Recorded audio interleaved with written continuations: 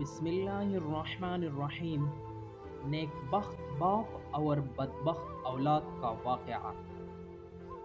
ابن کثیر میں ہے، ایک شخص بڑا نیک اور سخی تھا۔ اس کا باغ تھا، وہ اللہ تعالی کے حق کو ہمیشہ ادا کرتا تھا۔ اس باغ کے پیداوار میں سے اپنے بال بچوں اور باغ کے خرچ کو نکال کر باقی پیداوار کو اللہ تعالی کے راستے میں خرچ کر ڈالتا تھا۔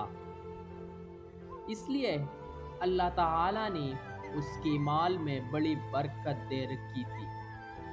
اس کے انتقال کے بعد جب اس کے باغ کے وارث اس کی اولاد ہوئی تو باپ کی اس خرچ کا حساب کیا تو بہت ٹھہرا۔ ان لوگوں نے آپس میں مشورہ کر کے یہ طے کیا کہ حقیقت میں ہمارا باپ بڑا ہی بے وقوف اور نادان تھا، جو اتنی بڑی رقم مفت خوروں، غریبوں اور مسکینوں میں بلا وجہ دے دیا کرتا تھا۔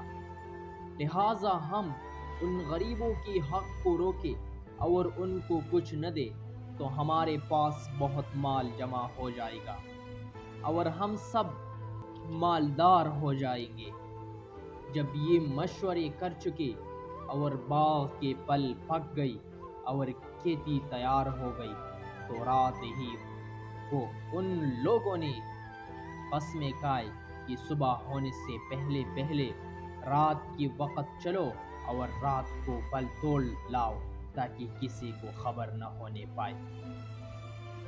چلتی وقت پچھلی رات کو ایک دوسرے کو جگاؤ اور چپکے دبے پاؤ چلو تاکہ غریب خبر نہ ہونے پائے کہ آج پھل توڑنے کا دن ہے، ورنہ اپنے باپ کے دستور کے مطابق مجبوراً کچھ نہ کچھ دینا ہی پڑے گا۔ یہ سب منصوبے بنا کر کانپوسی کرتے ہوئے باغ کی طرف چلے۔